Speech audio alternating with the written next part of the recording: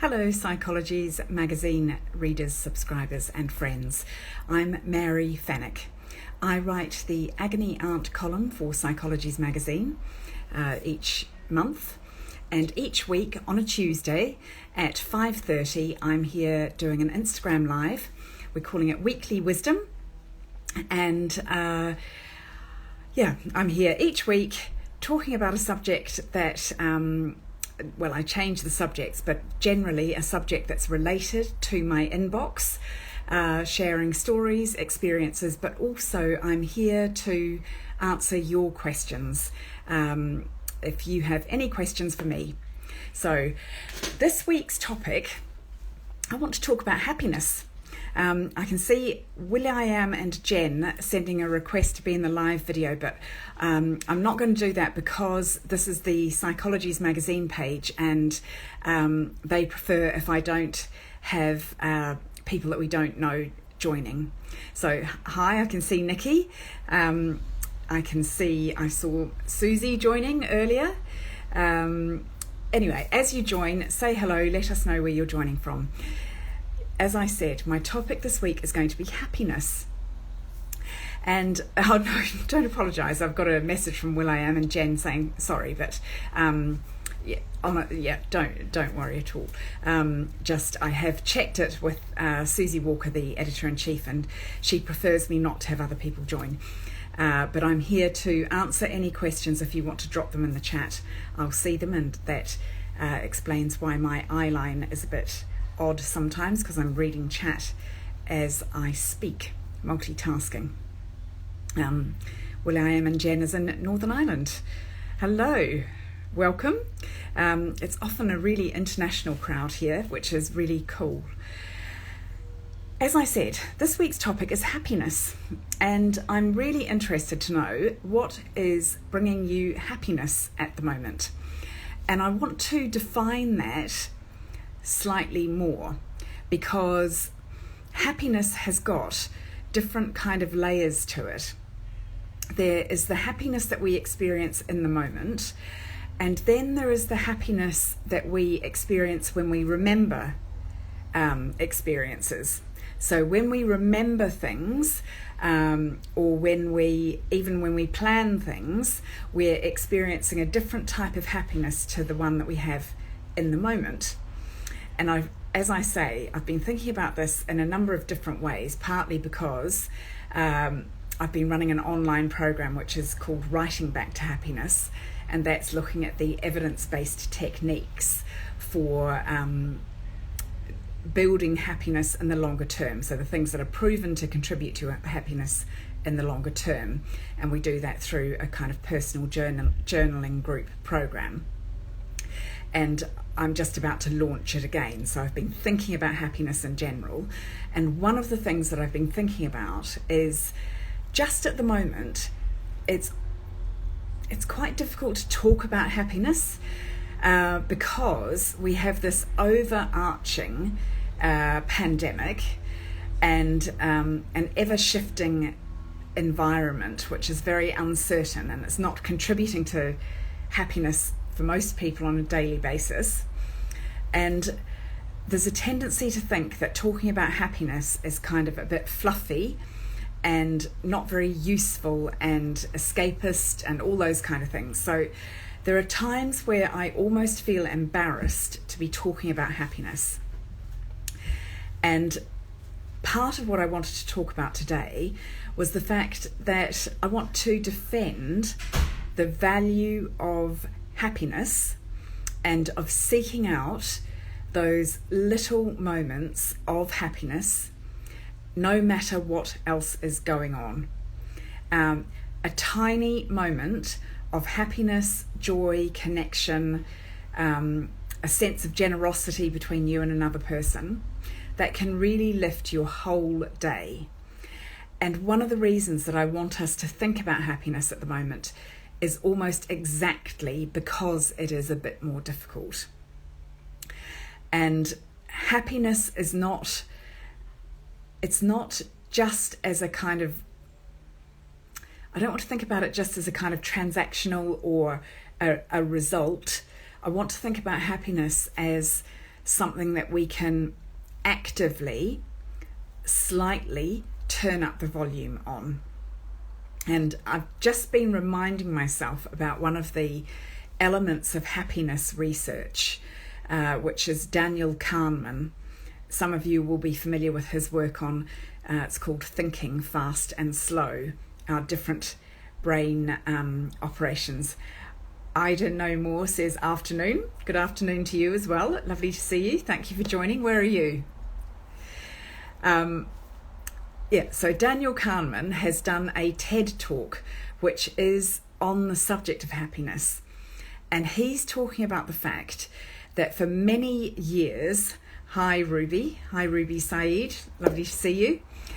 He's talking about the fact that for many years, even happiness researchers were not very precise in the way that they talked about happiness.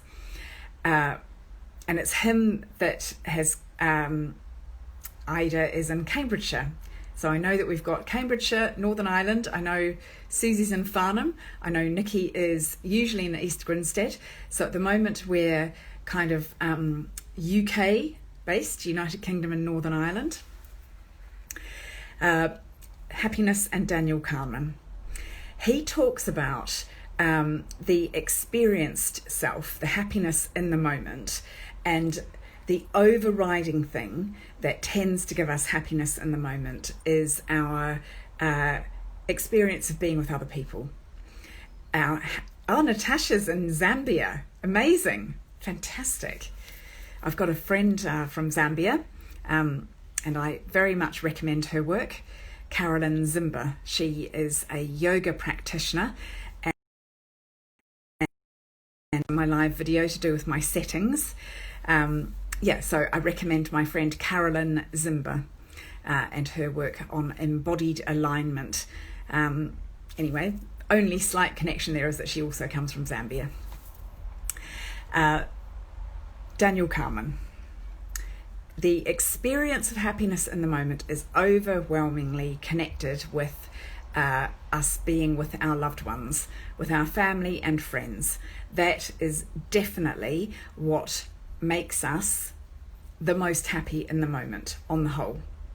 I'm going to put a little sidebar here, which that there's the whole concept of flow, which is being in the moment in a different way where you're completely absorbed and focused in what you're doing, and that is also a form of happiness. The remembered happiness, that's when we look back on an experience, which might be a holiday, it might be a job, I guess, it could be a relationship, and when we look back and remember our happiness, we're looking at slightly different things. And we're looking at something which is more closely related to what you might call satisfaction, sense of achievement. So it might be about a change, it might be about doing something, getting to the top of a mountain, let's say, whether that is metaphorical or actually climbing a mountain.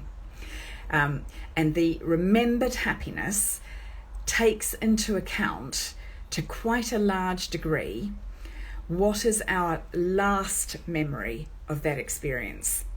That's called the recency factor. Ruby says, I absolutely love Psychologies. I call it my monthly dose of positivity. That is so lovely to hear, Ruby. Did you hear that, Nikki?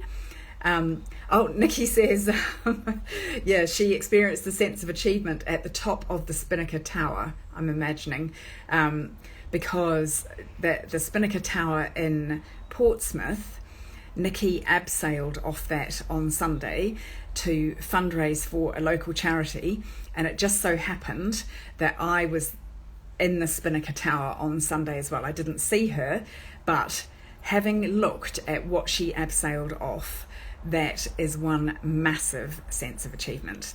That is awesome. Literally inspires awe in me. And I'm guessing that that's making you feel happy, Nikki, when you reflect on it. Because I imagine that was a buzz and a sense of achievement, and also actually a sense of connection to other people. Aida No More is also saying, well done, Nikki. Clapping. And a sense of satisfaction from giving. I would imagine it's given you that as well. So that is, yeah, as I say, absolutely awesome. Nikki's saying, hell yes, and raising money for charity also gave her that really good feeling. So the remembered elements of happiness are a bit more to do with goals and achievement, and to remember overall happiness. It's not necessary that the whole experience was good moment by moment. And that is one of the areas where we get a bit confused about happiness, because to achieve that overall sense of kind of satisfaction that I'm doing well in my life doesn't tell us anything about how happy you might be moment to moment, and vice versa. You might be perfectly happy moment to moment and yet not have that sense of life satisfaction.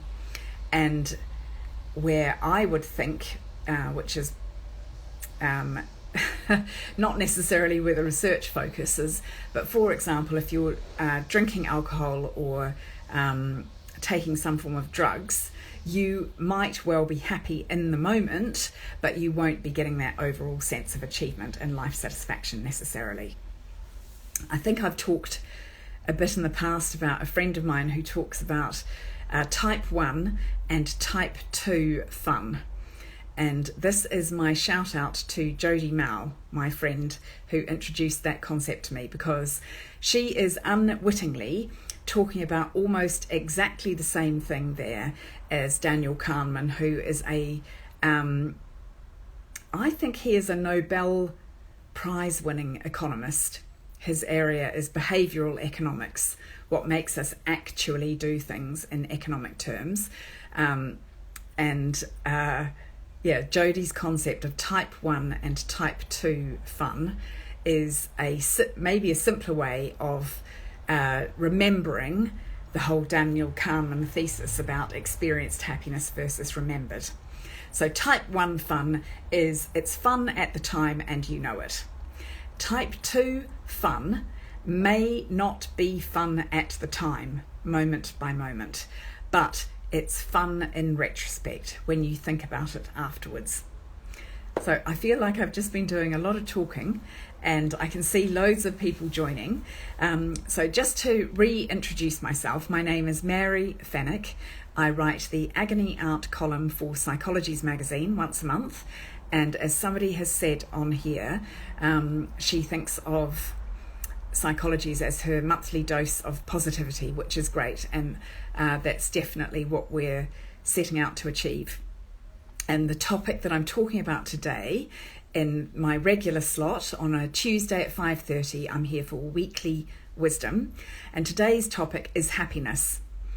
And I'm making a slight distinction between different forms of happiness, happiness in the moment, and the happiness that we get when we reflect on experiences.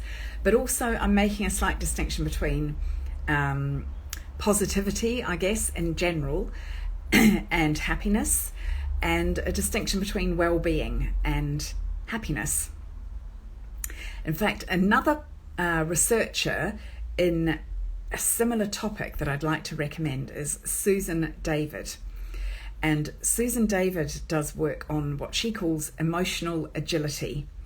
I was reading a piece by Susan recently on the topic of, and I don't know if this resonates with anybody else, but on the topic of toxic positivity. And that is where somebody might say to you, chin up, or, you feel this sense that you have to put a brave face on things even if you're not genuinely feeling it. And Susan David refers to that as toxic, because that is a form of denial of your true emotions, and that's not what we're aiming for. So in any of what I'm talking about with positive emotion, Ida No More, I'm eagerly awaiting my monthly subscription to hit my doormat. I've just undergone a hysterectomy and I'm feeling bittersweet happy. Wow. I can slightly imagine that, and I know that I'm extrapolating and making up a story in my own head, but I imagine that some of the happiness is to do with having a problem resolved, with the fact that the operation is over and it's gone well. But there'll be a kind of, there's always physical recovery from a major operation like that, and that must be difficult. But I imagine there's relief. Now that is really interesting, because I think that relief is one of the most underrated emotions. Some of the most profound emotions of my life have been relief. One of which it was on the day that my divorce came through from my first husband. And I can tell you where I was, when it was. It was the 17th of April 2002. And my sense of relief was so enormous, I felt I was about to float off the earth. So, yeah. Ida No More is saying, I hear you. Yeah. Relief can be just the most overwhelming emotion. And I would argue it is a form of happiness. I would argue that relief is a kind of blended form of happiness. It's not, in a way, relief is feeling grateful for how happy you are at the moment, compared to how unhappy you were in the past. So I think relief has got a kind of element of that remembered emotion to it. What does I can see Will I Am and Janet says I agree, and would anybody else agree with that? What are your experiences of either happiness or relief? Relief to me is a weight lifted, which makes me feel happy. Yes, yeah, I really understand that metaphor. A weight lifted. It's a weight lifted off your shoulders. So you've been feeling, it's interesting, isn't it? Really is that almost physical feeling. I'm pretty sure most people experience relief as a kind of uplift. I'm thinking about how I experience it in my body. Yeah. Gillian Doyle Makeup says, yes, Ada, same for me. I think she's talking about either relief, or it could be the hysterectomy that she's talking about. Tash Dorr says, hello. If any of you have questions, comments, stories about happiness, your experience of happiness in the moment or in memory, or questions, let me know. Ida says I could be here all day chatting. Good, that is the plan. Because chatting is a happy pastime as well. I think something flashed across my little mind then of what I was going to say about the subject of happiness, relief, justifying the pursuit of happiness at the moment. Again, there's the researcher or writer who I recommend on that is called Sean Achor, and his name is spelt SHAWNACHOR. Oh wow! Transform with Chris M says, I got made redundant in July. I can't begin to say how happy I was. That's so interesting. I'd love to know more about that, because redundancy can be very, getting out of a crappy job beats the loss of a regular paycheck 100%. Amazing. That's so interesting. I know what I was going to say, because the money thing has reminded me. Whenever I talk about happiness, I want to make it clear that I am not blaming anybody who cannot summon up happiness on any particular day. Okay, I'm just going to make sure I can engage with some of these comments, because one of the things I want to say about happiness, and again this is a separate piece of research by Daniel Kahneman, is to do with income levels. That below a certain level of income, it is a bit more difficult to be happy. And as you rise up the income levels to a certain point, you will become slightly happier until you reach a particular threshold. And after that, an increase in income doesn't make a massive amount of difference. But I always want to point out that this is not a competition to be happy, and on certain days the best thing that you can do is just to acknowledge that you're not feeling it. On the days where you can achieve a movement towards happiness, no matter how small, I would argue it's worth taking. And as some of you know, this is based on my experience of rebuilding my own life several times over after various forms of crisis and tragedy, including I had redundancy that slightly pales into insignificance, but leaving unhappy jobs, being bereaved, concerns about my children and their mental health, all of those things. Work, money, children, life, death. In fact, I've just very recently had a really good friend die and been reminded yet again about the importance of grabbing those moments with your friends when you can. Now, I'm just going to read a couple of comments. I can see that Natasha is saying, I think there is a happiness backlash, but we need to remember that being unhappy can become a terrible habit to shake. Yeah, I agree. And William and Jen is saying, relief was being told I was in... I'm going to be getting a new phone soon, and that's going to make me happy. Relief was being told I was in remission from Hodgkin's lymphoma 9 months ago. Wow. I can't imagine the scale of that relief, but I'm very happy for you, and thank you for sharing that happiness with us. That's very meaningful. Thank you. I can see Hive Therapy. I can see Victoria. William and Jan are saying exactly. Transform with Chris M says, I think contentment is a lot easier to maintain than happiness. Yes. Contentment, I'm looking off to the right, which is my list of positive emotions, and that kind of mild contentment, serenity, appreciation is probably a more sustainable state than happiness. Although I like it. I like a little bit of mild happiness. I get mild happiness, for example, when I sort out. And again, as some of you know, I'm a big believer in shallow therapy as a form of happiness. Gazanfa Sir Interlichchi, I think, is saying hello. I wonder where you're calling from. And Transform with Chris M says, totally agree. And I think that's about contentment being more sustainable. Aida says, sending me a huge virtual hug. Oh, thank you.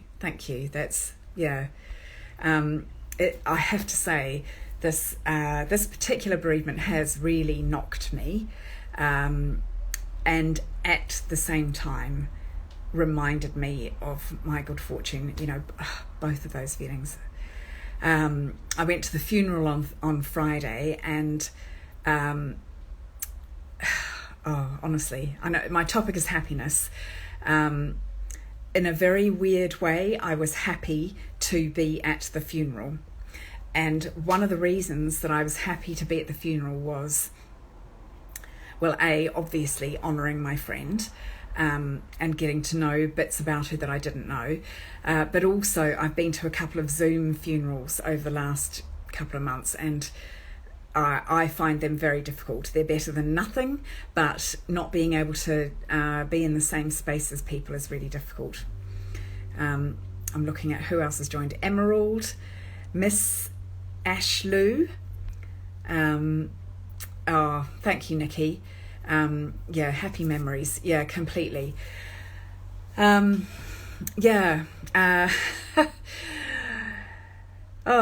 Diverted myself slightly from my happiness topic. It is genuinely true that the sadness and the happiness coexist in that case. Miss Ashlew is saying, hope you're okay, Mary. Yeah, I am.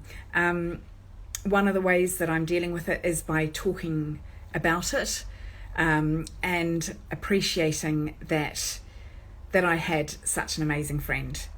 Yeah, honouring her. Ida says, sometimes the agony aunt needs a shoulder too. Definitely. And I really hope that I make that clear, that Transformation with Chris M says, I'm so sorry for the loss of your friend. That's always tough. Oh, thank you. I really do appreciate the support. It's a big journey, and it's continuing. It will continue. Yeah, very big story, and worth telling separately, and maybe we'll do that at a different time. I don't know. Yeah. So happiness is my topic this week. Anybody have any questions, comments, stories on the topic of happiness? What have you noticed? Actually, I would be interested. What has been bringing you happiness? Let's keep it quite focused. What's brought you happiness in the last 2 weeks? Let's not make it too big a question. When have you noticed yourself being happy in the last 2 weeks? Nikki says, have to go, loads of love. Thank you, Nikki. Thank you for joining. Great to see you. So anybody who's with us now, if you have got something to share as our little parting shot to share with us all what has brought you happiness in the last 2 weeks. And I can list a number of things. Hi, Nicola. You're joining us actually at the tail end. I'm Mary Fenwick. I write the Agony Aunt column for Psychologies magazine once a month. And once a week, I'm here with weekly wisdom, picking a different topic each time. And this week, I've been talking about happiness. Transformation with Chris M says, I've set up my own business, and in the last 2 weeks, have started to get paying clients. Wow, that's amazing. Congratulations, fantastic. That must be, I imagine that's a sense of huge happiness in the moment. Each time you agree a deal or get the notification, that'll be happiness right there in the immediate experience, but also the satisfaction. And Will.i.am and Jen says, starting a new counselling course that I can help others. And that on so many levels is proven to contribute to happiness. The sense of doing something that has meaning. I'm going to read Gillian's in a moment, but counselling course will bring you happiness on a number of levels. Doing something that has meaning, learning brings happiness, helping others, giving gives happiness. And I would imagine that you're probably also going to make new friends and social connections. So that is a whole heap of happiness that you're investing in right there. Gillian Doyle says, being with my friends and work colleagues, going for walks and being out in nature. Yeah, all of the above contribute to my happiness and have in the last 2 weeks as well. And Will.i.am and Jen says being out in nature too. I find a lot of, Gillian Doyle Maker also says swimming. Is that wild swimming that you're doing? I wonder, because a lot of pools have been closed, haven't they? It's been quite inconsistent whether pools are open. I've had a lot of happiness as well as the sadness in the last couple of weeks. And so Ida says, whilst recovering this last week, my children have gathered around and truly looked after me. Their support has been invaluable, and the sense of happiness because I'm so very proud. Oh, yeah, wow. And Transform with Chris M says to Will.i.am and Jen, well done. Yeah, we're taking a lot of pride. That is also contributes to happiness. Sonia Barlow is requesting to be in the live, and unfortunately I'm going to have to repeat that we don't accept other people onto these lives. I'm on the Psychologies magazine page, and it's a policy choice that we're not accepting people that we don't know or haven't directly invited to join us on these lives. So the main way that we're interacting is through messages and comments. If you have a question, comment or story, drop it in the chat and I'll read it out and share it with the others, and they'll be able to see it as well. And Gillian Doyle Makeup says, yes, sea swimming in Ireland, it's freezing, great, wake me up. Now that's interesting because the cold shower, for example, makes people happier on some physiological level. And I need to know more, says Gillian Doyle Makeup. That's fabulous. Okay. Sonia Barlow UK says, I'll message Susie as I wanted to get back in touch with her from last year. We met at the Keynote for Women in Business. And that is coming up again. I'll give that a little plug. The Women in Business Expo and Psychologies magazine are partners again, coming up on the 14th and 15th of October, I think. And Sonia Barlow was also delivering a keynote. Are you there? Are you going to the virtual session this year as well? I've offered to help, but I'm not sure what if anything, I'm doing. So I'm going to wrap up, but thank you for joining me. I'll be back next. Sonia Barlow. Okay, everybody on the call, look out for Sonia Barlow as well at the Women in Business Expo on the 14th and 15th of October. And LMF Network are a media partner. Oh, is that your business, Sonia? I'm not familiar with them. Anyway, wrapping up now. In the meantime, if anybody wants to get their hands on a physical copy of Psychologies magazine, have a look for the link in the bio for the latest offers. And I will be back next Tuesday at 5:30 for Weekly Wisdom again. Gillian Doyle says, thank you, sending you all love and good wishes. Transform with Chris, thank you. I do no more, thank you, and take care of myself too. I will. Thank you so much. See you next week. Bye.